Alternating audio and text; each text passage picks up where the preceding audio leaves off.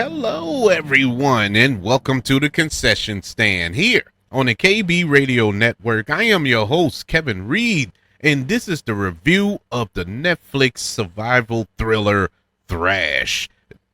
In this film, we see a coastal town face a Category 5 hurricane whose floods is ravished with sharks. Thrash comes to us from the director of Violent Night, Hansel and Gretel Witch Hunters, Tommy Wickala. And when you hear the synopsis of this film, it kind of echoes Crawl, which came out a few years ago.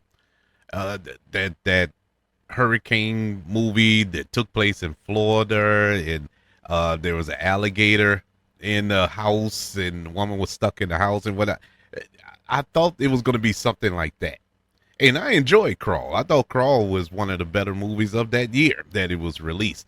And so I was all for it. And then when you say sharks, I mean, come on, man. Who doesn't love a good shark movie? Is it the History Channel or Discovery Channel? One of them they dedicate a whole week to sharks. Everybody loves sharks.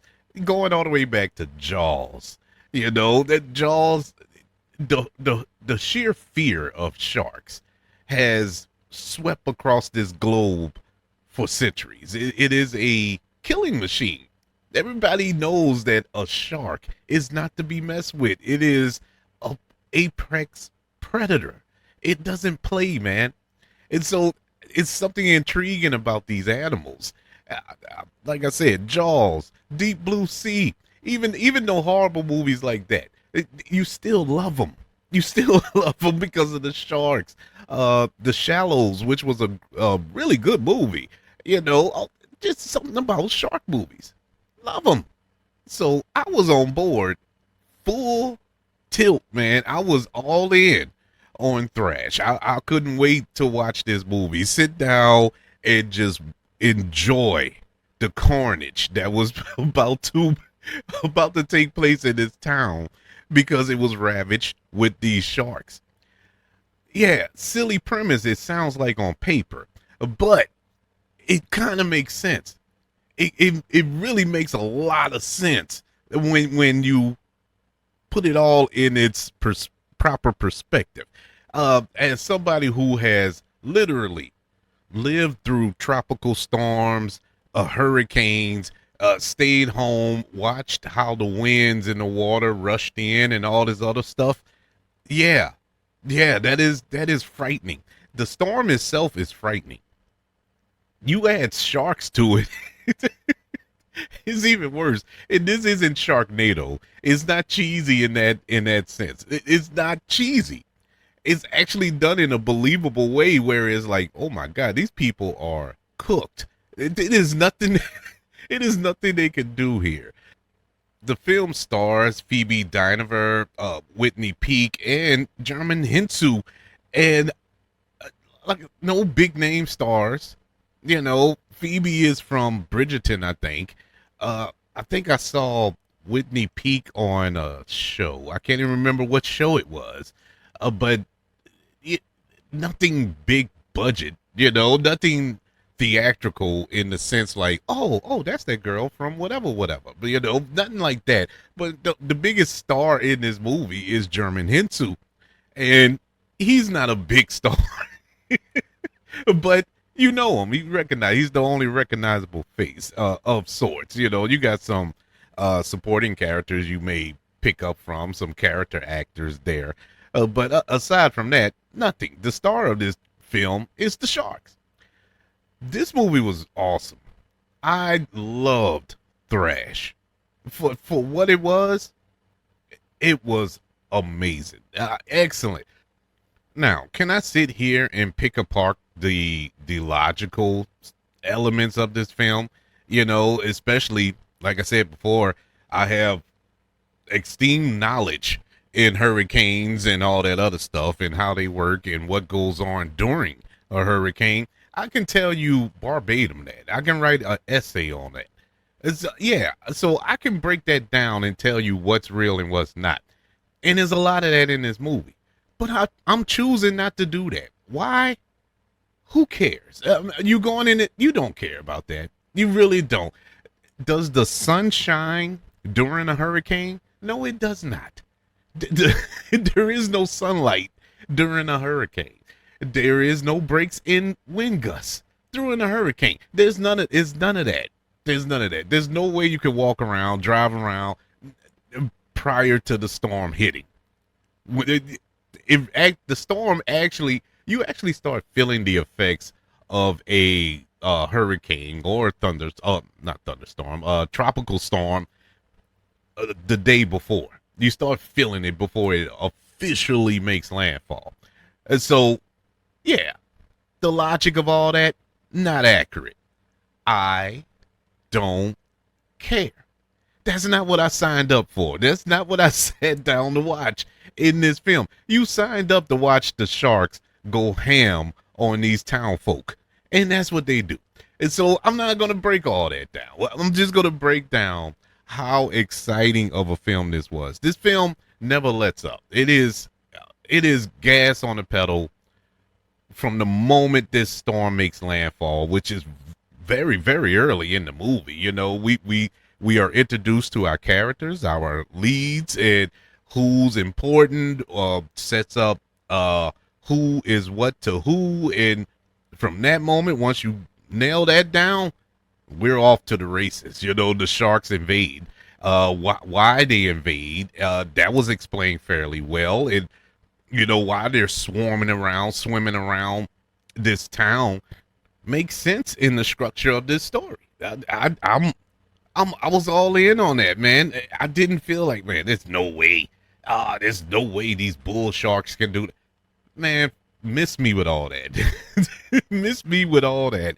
The kills in here, the brutality of these sharks were not skipped upon. There were a couple kills that I was like, I don't think that's how they go. But at the same time, I never witnessed, and nor do I want to witness, a bull shark tear somebody apart. But it just didn't look right. You know, one individual who manages to get away late in the movie from a bull shark attack, I didn't buy it. I didn't buy that part.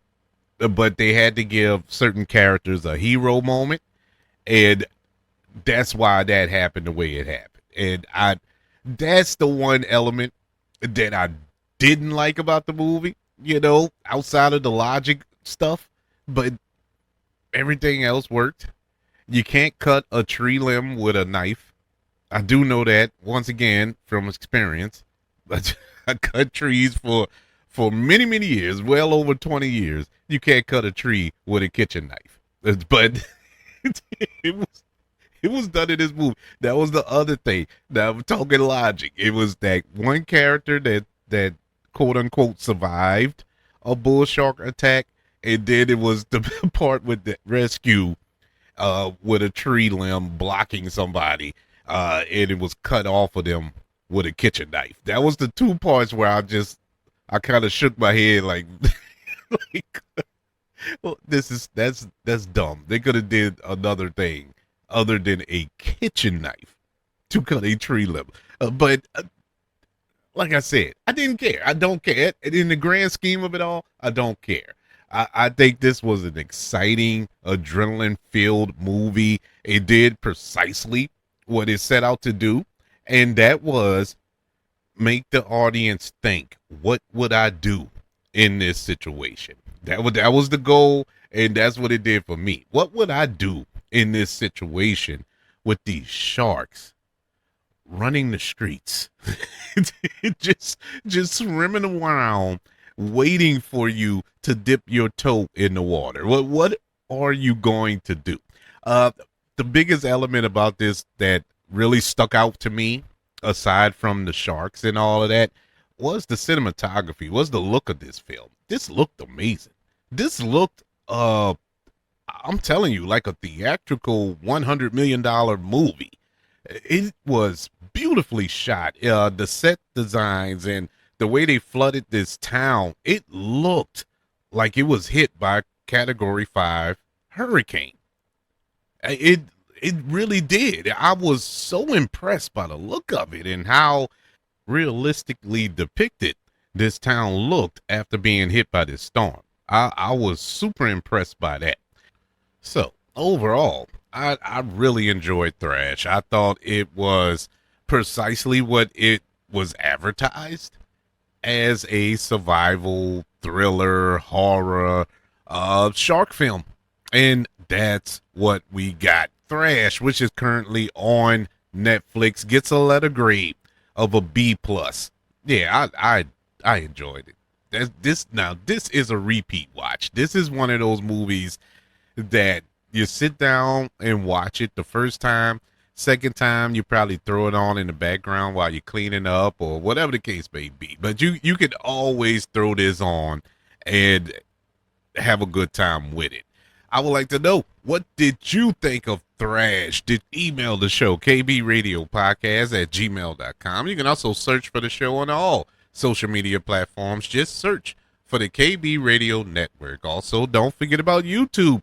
Subscribe to the KB Radio Network channel and like this video if you don't mind. Don't forget about the 5 stars, the reviews, and sharing this show. If you're listening on Apple Podcasts, Spotify, iHeartRadio, wherever you are currently listening to the concession stand here on the KB Radio Network. Everybody, thank you for joining me for this review of Thrash. Want you all to know that I love you, continue to love everyone, and until we speak again, you all be blessed.